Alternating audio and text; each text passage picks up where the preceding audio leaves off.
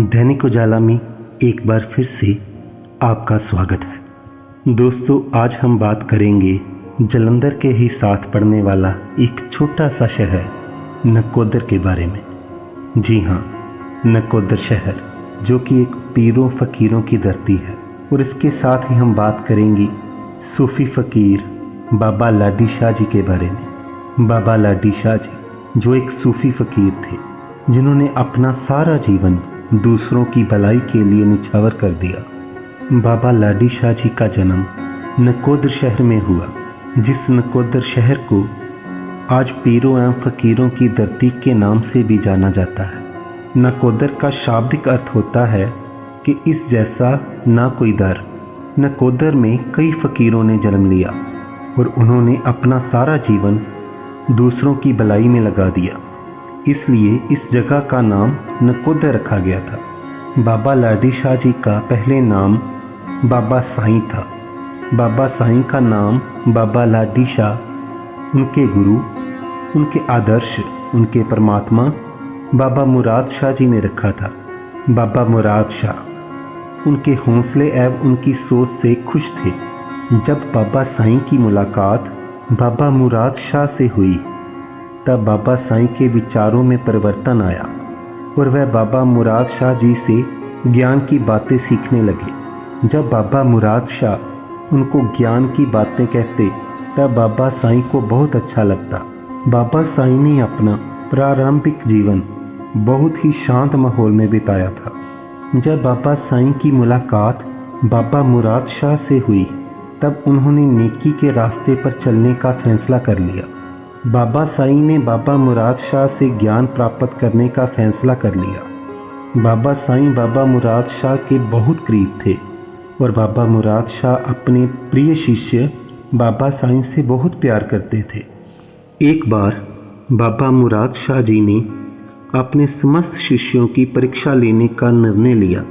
बाबा मुराद शाह जी ने सबसे पहले उनके शिष्य मोहन को अपने पास बुलाया और मोहन के साथ अपना ज़्यादा से ज़्यादा समय व्यतीत करने लगे।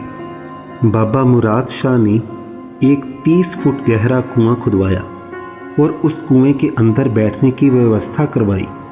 जब 30 फुट गहरा कुआं बनकर तैयार हो गया, तब बाबा मुराद शाह ने मोहन को अपने पास बुलाया। जब मोहन बाबा मुराद शाह के पास आया, तब बाबा मुराद शाह ने मोहन से कहा कि तुम्हें इस कुएं के अंदर बैठना है। जब तुम इस कुएं के अंदर बैठ जाओगे, तब इस कुएं को ऊपर से ढक दिया जाएगा। ये सुनकर मोहन हैरान और परेशान हो गया, क्योंकि मोहन को पहले से ही ये सब करने से डर लगता था। जब बाबा मुराद शाह जी ने मोहन को इस कुएं के अंदर बैठने के लिए कहा, तब मोहन ने बाबा मुराद शाह जी को मना कर दिया। जब मोहन ने बाबा मुराद शाह जी को कुएं के अंदर बैठने के लिए मना कर दिया, तब बाबा मुराद शाह जी ने बाबा साईं जी को अपने पास बुलाया। बाबा मुराद शाह जी ने बाबा साईं को कुएं के अंदर बैठने के लिए कहा और बाबा साईं ने बाबा मुराद शाह जी की आज्ञा को माना और वह कुएं के अंदर जाकर बैठ गए। उस कुएं के बीच में बाबा मुराद शाह जी भी आकर बैठ गए। इसके बाद उस कुएं को ऊपर से ढक दिया गया। कई दिनों तक बाबा मुराद शाह एवं बाबा साईं जी उस कुएं के अंदर बैठे रहे। कुछ दिनों के बाद बाबा मुराद शाह जी बाबा साईं जी को कुएं से बाहर लेकर आए। इसके बाद बाबा मुराद शाह जी ने अपने सारे कार्य बाबा साईं जी को सौंप दिए। इसके बाद बाबा मुराद शाह जी दोबारा कुएं के अंदर जाकर बैठ गए और उसी कुएं में वह भगवान की आराधना करते रहते थे। कई समय बीत जाने के बाद बाबा मुराद शाह उस कुएं से बाहर निकले और बाहर निकलने के बाद वह अपना अधिकतर समय बाबा साईं के साथ व्यतीत करने लगे। बाबा मुराद शाह जी ने एक उर्स लगाने का फैसला किया और उस उर्स में जाने माने कव्वाल मलेरकोटला के बेहतरीन कव्वाल करामात अली एंड कंपनी को कव्वाली का आयोजन करने के लिए बाबा मुराद शाह के द्वारा बुलाया गया। बाबा मुराद शाह ने कव्वाली का आयोजन किया। कव्वाली में काफ़ी लोग दूर दूर से आए।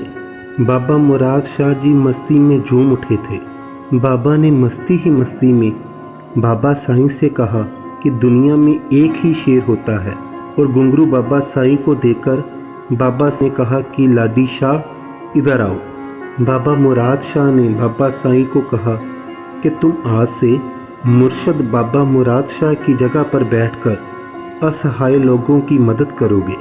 इसके बाद बाबा मुराद शाह वापस कुएं के अंदर जाकर भगवान की भक्ति में लीन हो गए। बाबा लाडी शाह जी ने बाबा मुराद शाह का पूरा काम अपने हाथों में ले लिया। वे लोगों की भलाई के लिए कार्य करने लगे।